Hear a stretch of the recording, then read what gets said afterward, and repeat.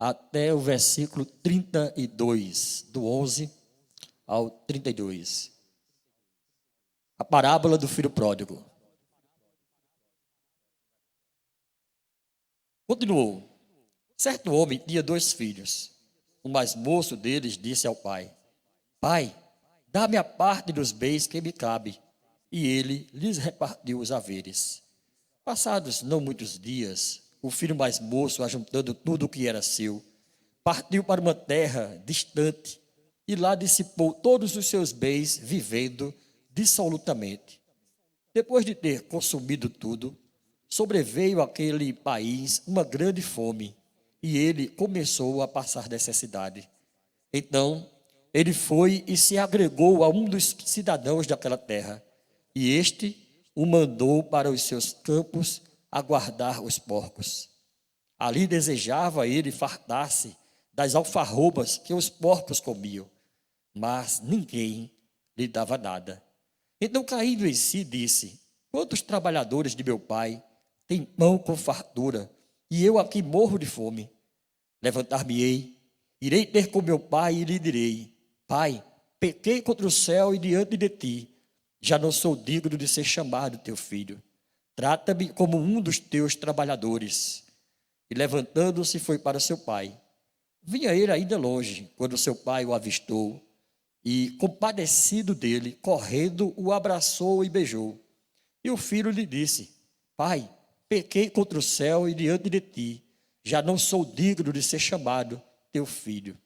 O pai, porém, disse aos seus servos: Trazei depressa a melhor roupa, vestiu, ponde-lhe um anel no dedo e sandálias nos pés. Trazei também e matai o novilho cevado. Comamos e regozijemo-nos, porque este meu filho estava morto e reviveu, estava perdido e foi achado. E começaram a regozijar-se. Ora, o filho mais velho estivera no campo, e quando voltava, ao aproximar-se da casa, ouviu a música e as danças. Chamou um dos criados e perguntou-lhe que era aquilo. E ele informou: Veio teu irmão, e teu pai mandou matar o novilho cevado, porque o recuperou com saúde. Ele se indignou e não queria entrar. Saindo, porém, o pai procurava conciliá-lo. Mas ele respondeu a seu pai: Há tantos anos que te sirvo, sem jamais transgredir uma ordem tua, e nunca me deste um cabrito sequer, para alegrar-me com os meus amigos. Vindo, porém, esse teu filho, que desperdiçou os teus bens com meretrizes, tu mandaste matar para ele o novilho cevado. Então lhe respondeu o pai: Meu filho, tu sempre estás comigo, tudo que é meu é teu. Entretanto, era preciso que nos regozijássemos e nos alegrássemos, porque esse teu irmão estava morto e reviveu, estava perdido e foi achado.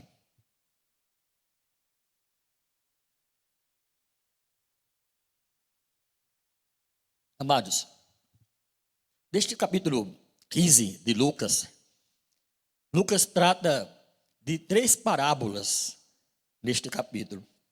E essa é a terceira parábola. Existe uma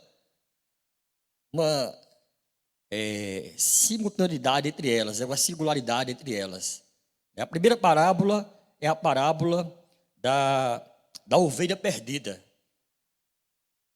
Conta que certo pastor, ele tinha 100 ovelhas. E uma certa tarde, no final da tarde, quando ele estava recolhendo as 100 ovelhas, né, as suas ovelhas do aprisco, ele contou uma por uma. Era o costume dele. Todas as tardes, quando as ovelhas chegavam, ele contava todas elas. E neste dia, faltou uma ovelha. Ele contou e faltou uma, só tinha 99. Ele fechou a porta do aprisco, deixou as 99 em segurança e saiu pelo campo à procura daquela ovelha perdida. E depois de procurar ela em todos os locais, encontrou ela em uns arbustos, no meio dos espinhos. E a Bíblia diz que ele pegou aquela ovelha, tratou das suas feridas, tirou os espinhos, levou de volta para o aprisco e a colocou junto das outras ovelhas. E aí a Bíblia diz que houve uma festa e houve muita alegria por causa daquela ovelha que estava perdida. A segunda parábola que trata aqui é a parábola da dracma perdida. Conta que certa mulher tinha 10 dracmas. A dracma era uma das moedas daquela época. E era uma moeda valiosa. Se não me falha a memória, uma dracma custava um dia de trabalho. Então aquela mulher, ela perdeu uma das dracmas. E a Bíblia diz que ela procurou diligentemente. Ela procurou minuciosamente dentro de casa aquela dracma.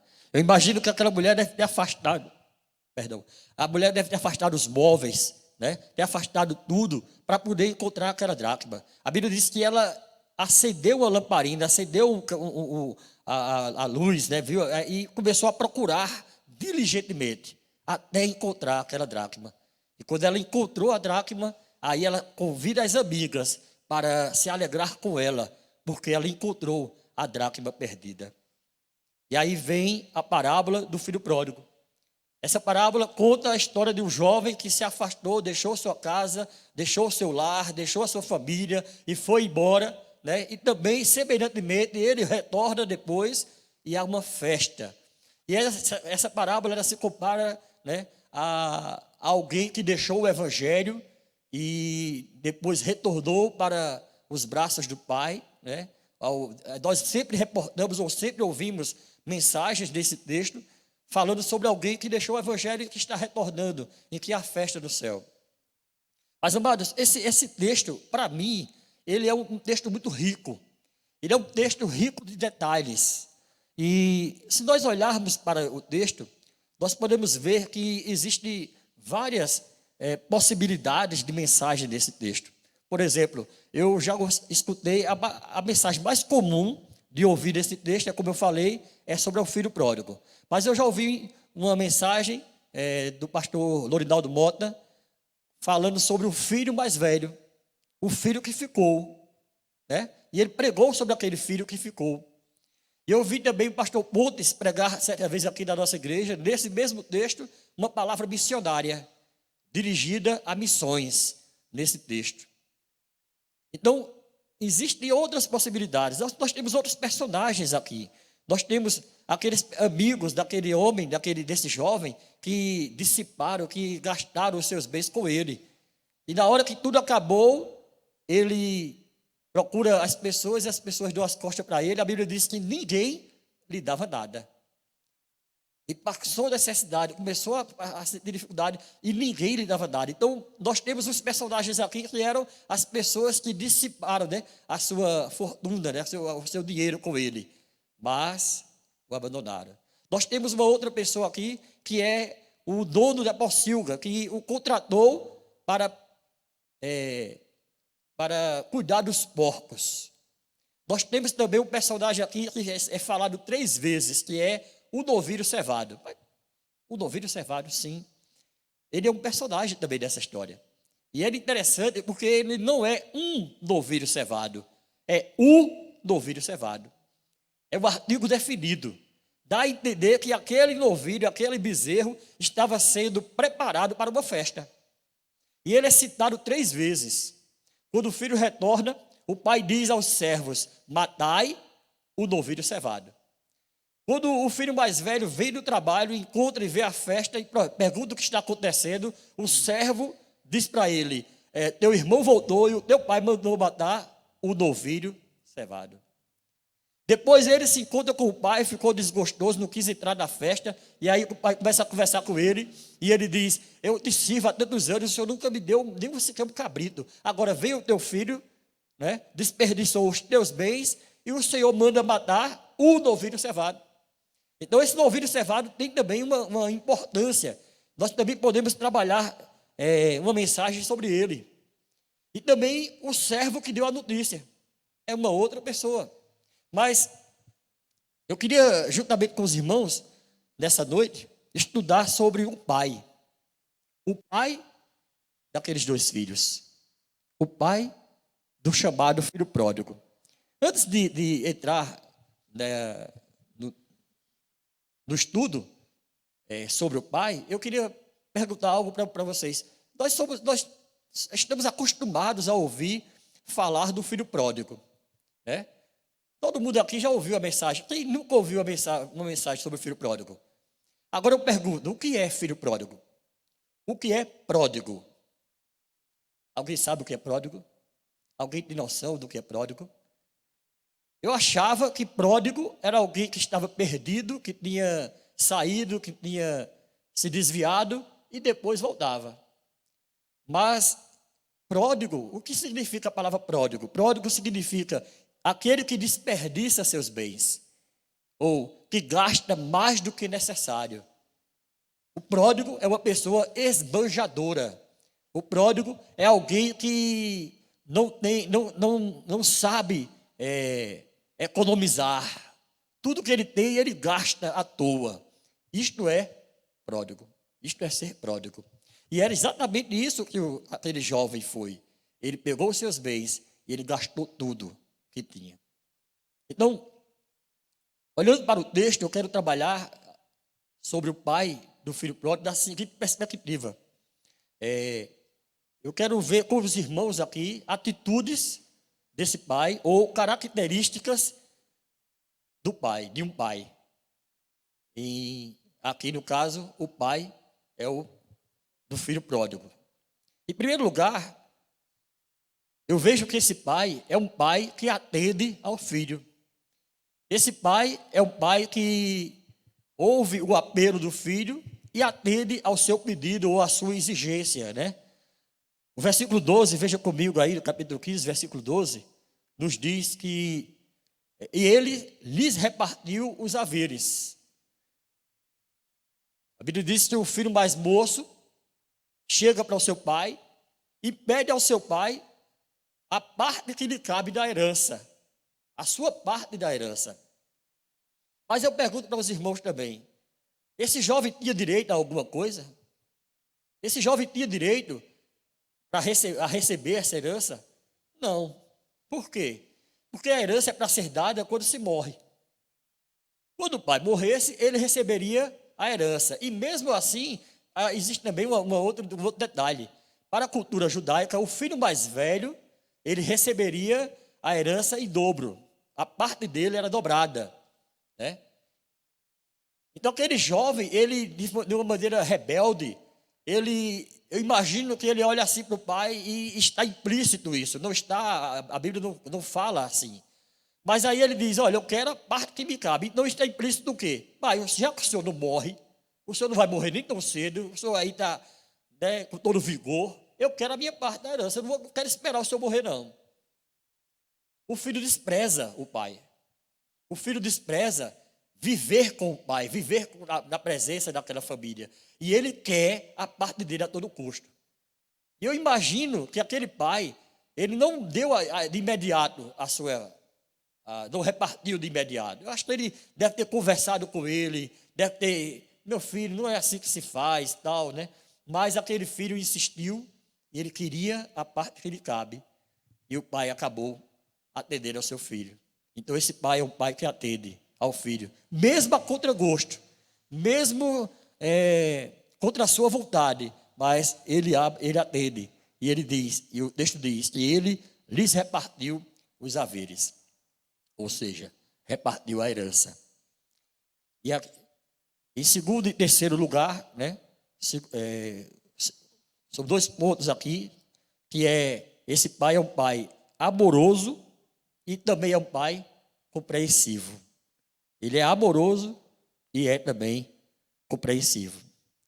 Veja só, no versículo 18, de 18 a 19 diz, ele diz, o filho mais velho, o mais moço diz, levantar-me-ei, irei ter com meu pai e lhe direi, pai, pequei contra o céu e diante de ti, já não sou digno de ser chamado teu filho, trata-me como um dos teus trabalhadores.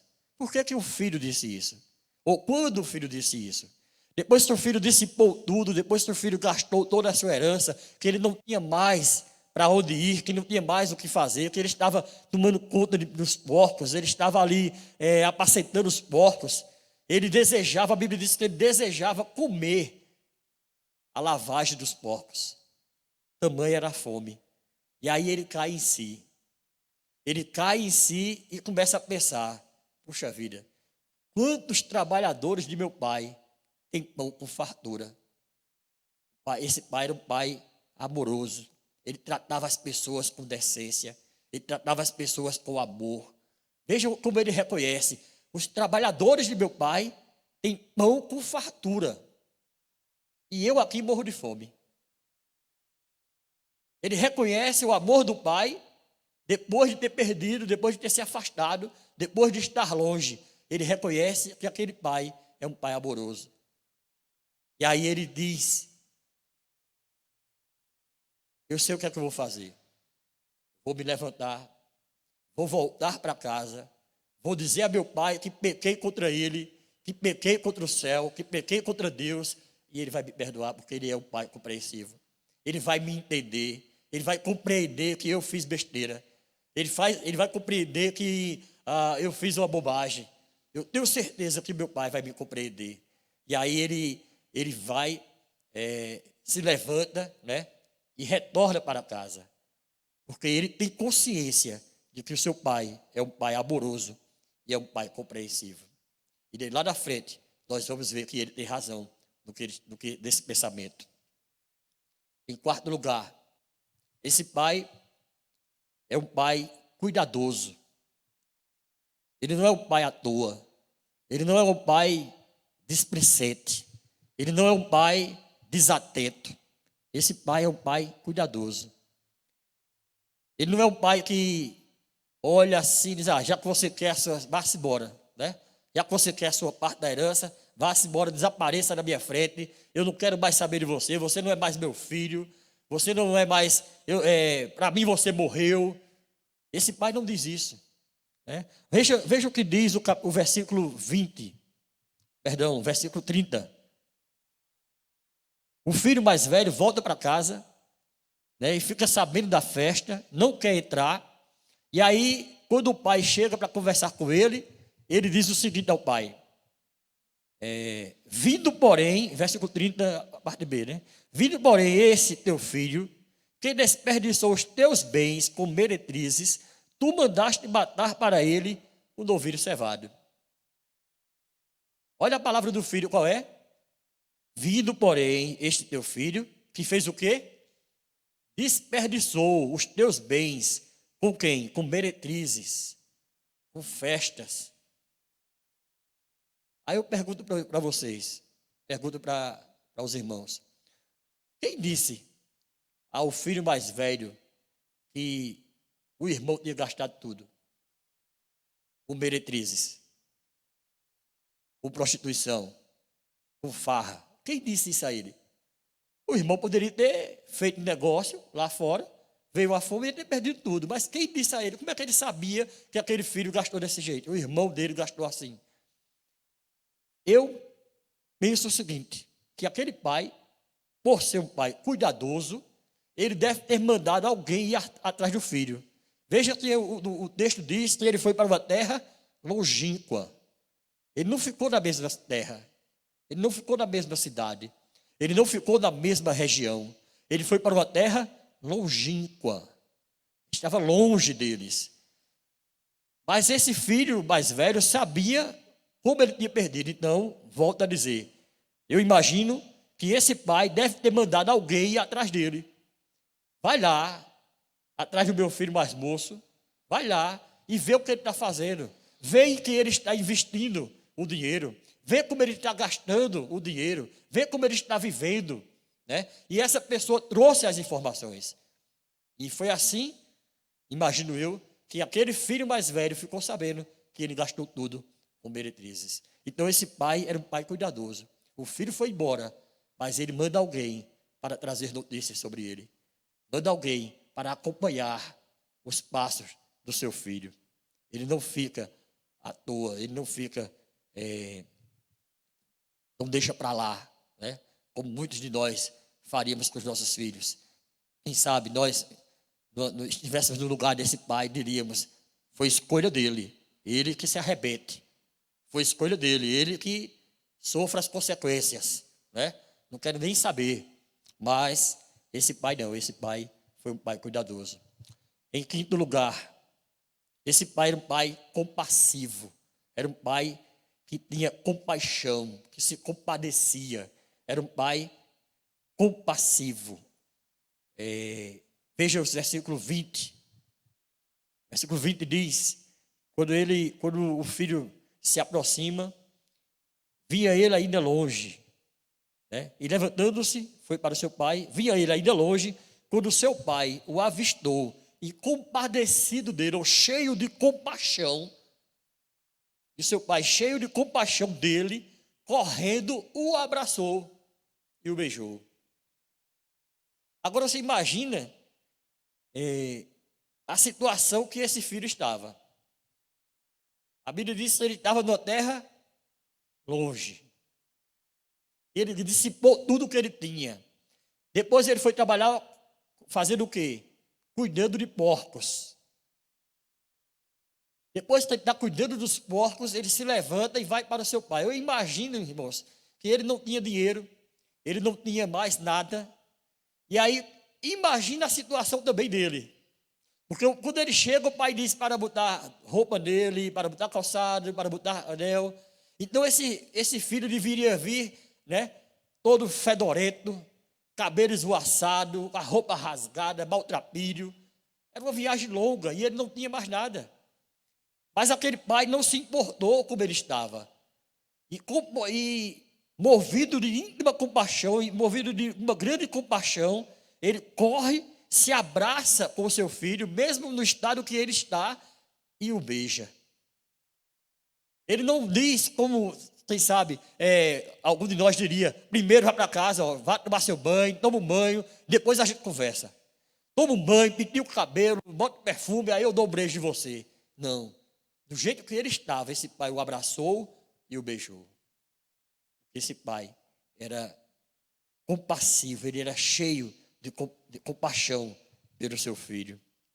E o pai, compadecido dele, correndo, o abraçou e o beijou. Em sétimo lugar, esse pai é o pai que perdoa. Esse pai é o pai que está pronto a perdoar os seus filhos. Ou, nesse caso, ao seu filho. Na hora que o filho encontra com ele, versículo 21, veja aí. O filho disse para o seu pai: Pai, pequei contra o céu e diante de ti. Eu já não sou digno de ser chamado teu filho. Mas a atitude do pai demonstra que o seu pai o perdoou. Primeiro ele já abraça ele e o beija. O perdão estava no coração dele, antes mesmo do filho pedir perdão. Porque ele corre ao encontro e abraça o seu filho, né? E abraça o seu filho e já libera perdão para ele. Irmãos, uma coisa que eu quero voltar ao versículo, ao ponto 5, é que me esqueci de falar, é que esse pai era um pai atento, né? E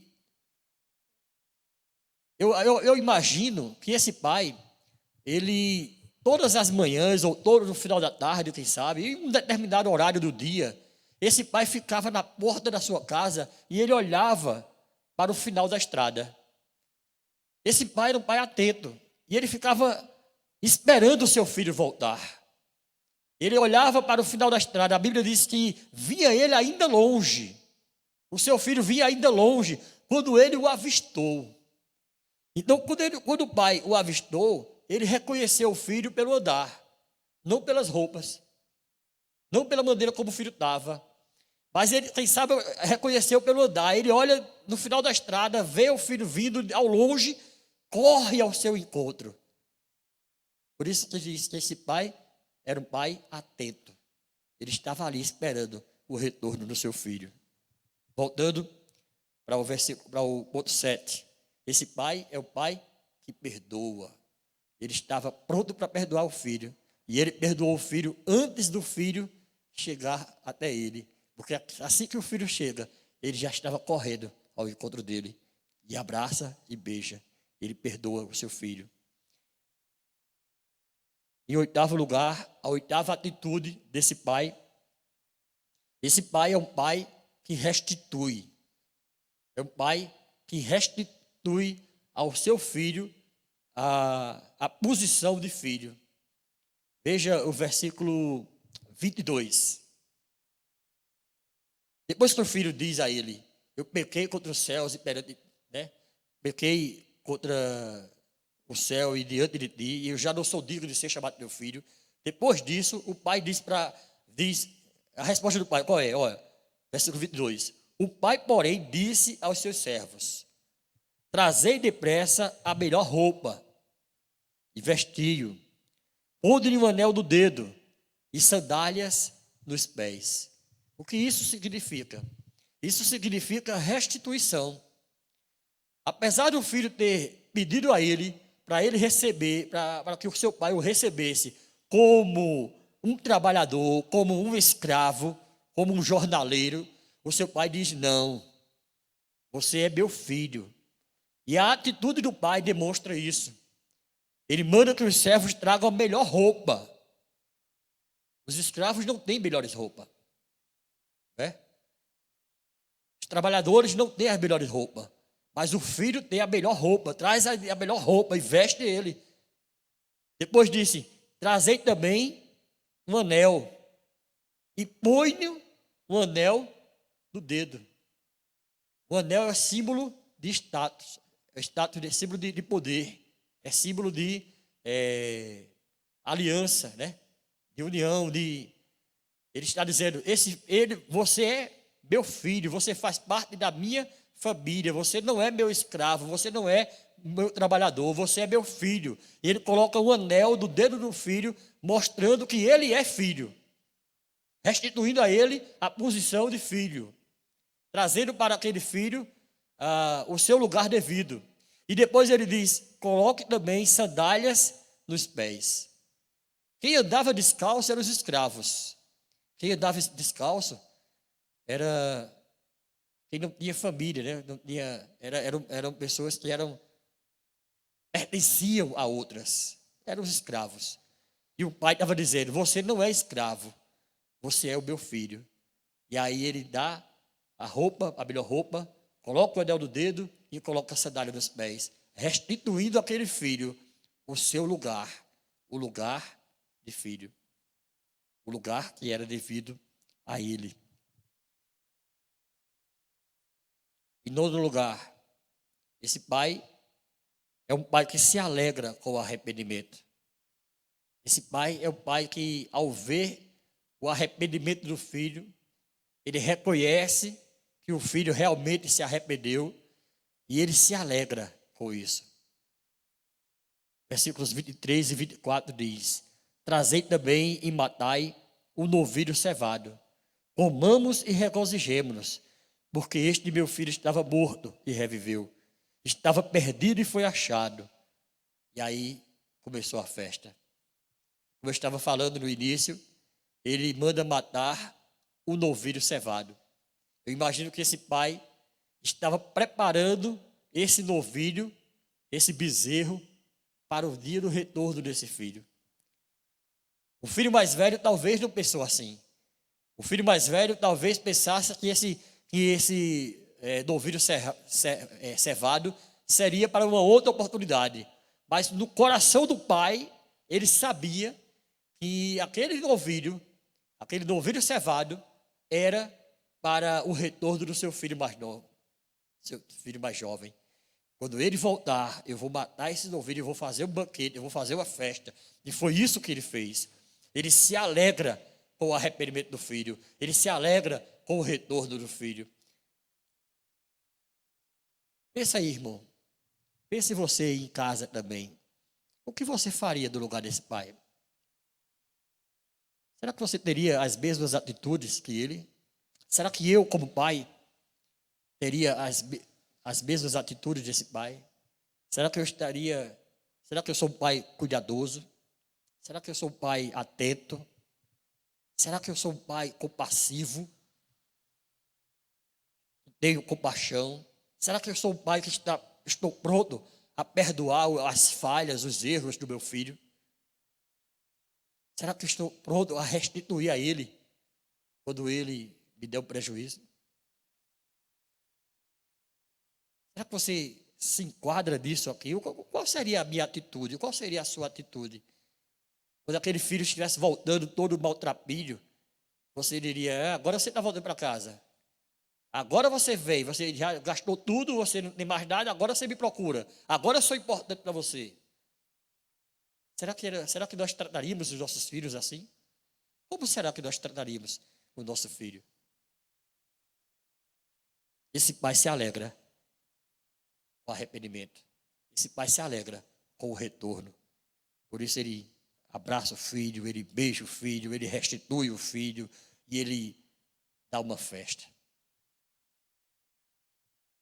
Enfim, décima atitude desse pai. Esse pai também era um pai conciliador.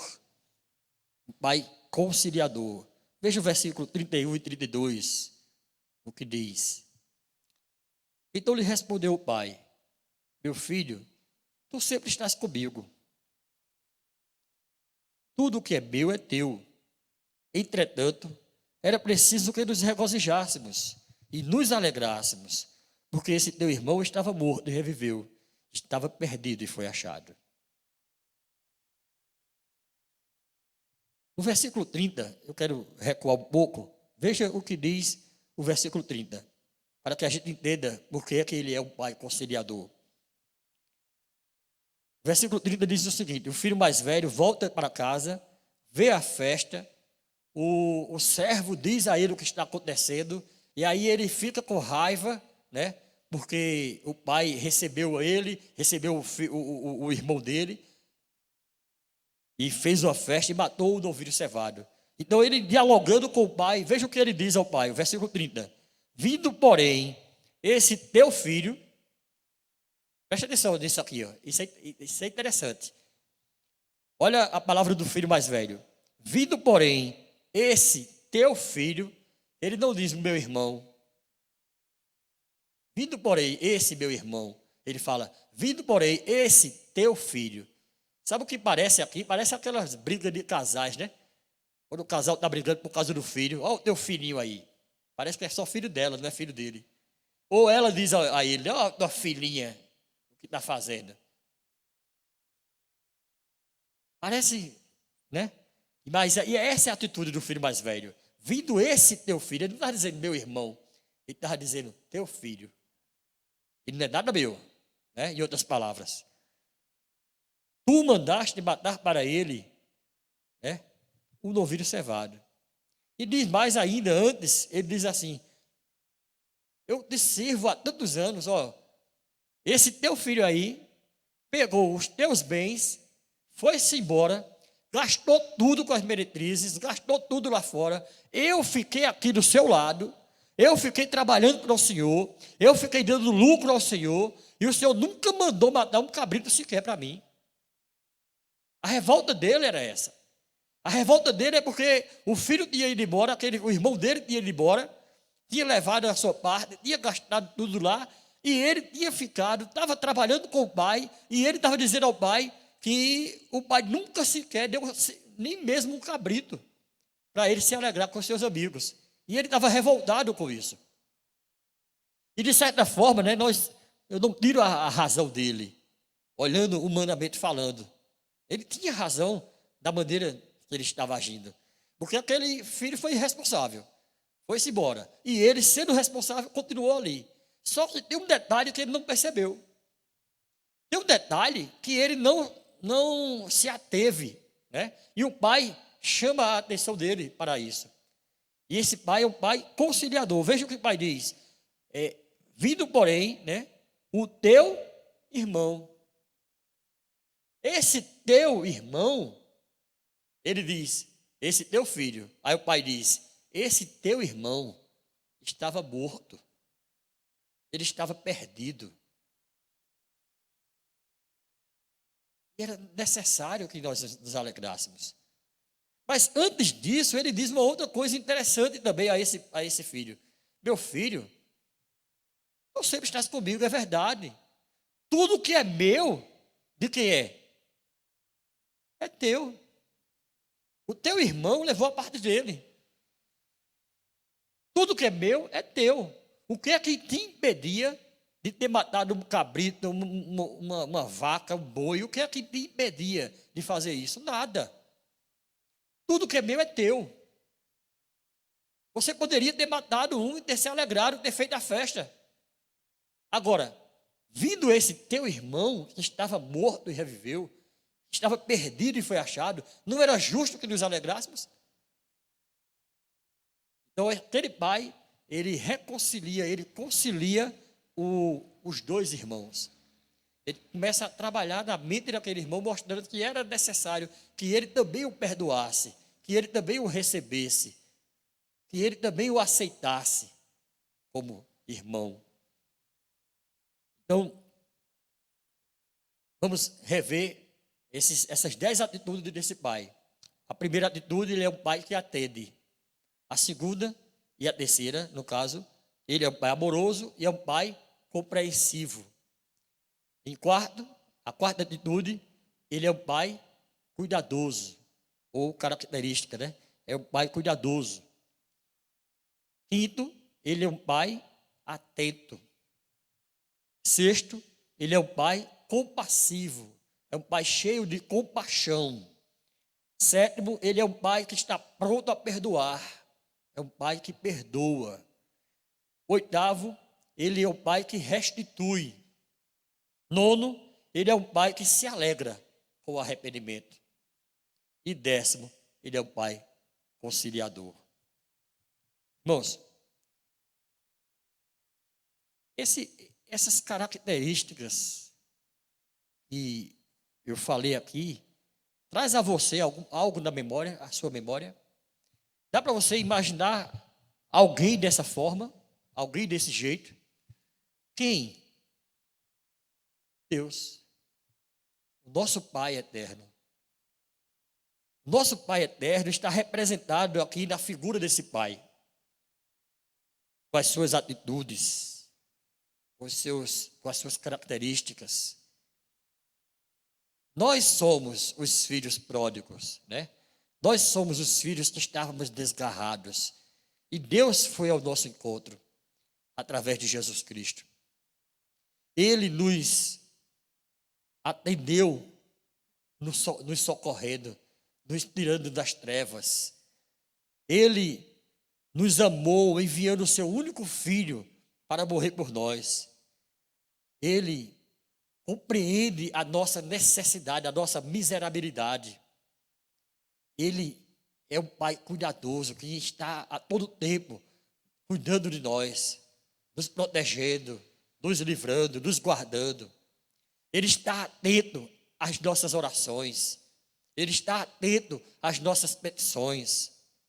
Ele é um pai compassivo, ele é um pai cheio de compaixão. Deus está com o seu coração transbordando de compaixão por nós. Quando nós pecamos, quando nós caímos, ele, com a sua compaixão, com o seu amor, ele está pronto para nos perdoar. E ele nos perdoa. Ele restitui a nós, ou ele nos restitui o direito de sermos chamados filhos de Deus. Esse direito que foi perdido lá no jardim do Éden, quando Adão e Eva caíram.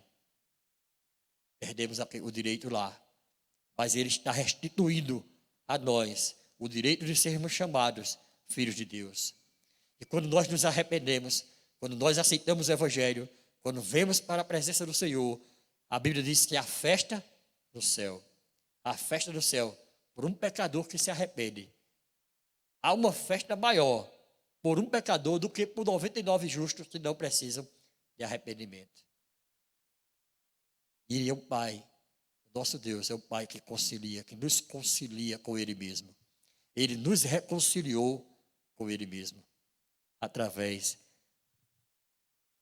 do sacrifício de Jesus da cruz do Calvário. E tem mais.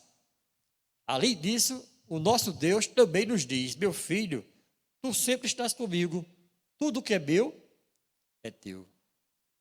A Bíblia diz que Deus já nos abençoou com toda sorte de bênção nas regiões celestiais em Cristo Jesus. Nós já somos abençoados. Nós já temos tudo o que necessitamos e muito mais. Deus tem nos dado muito mais do que nós necessitamos.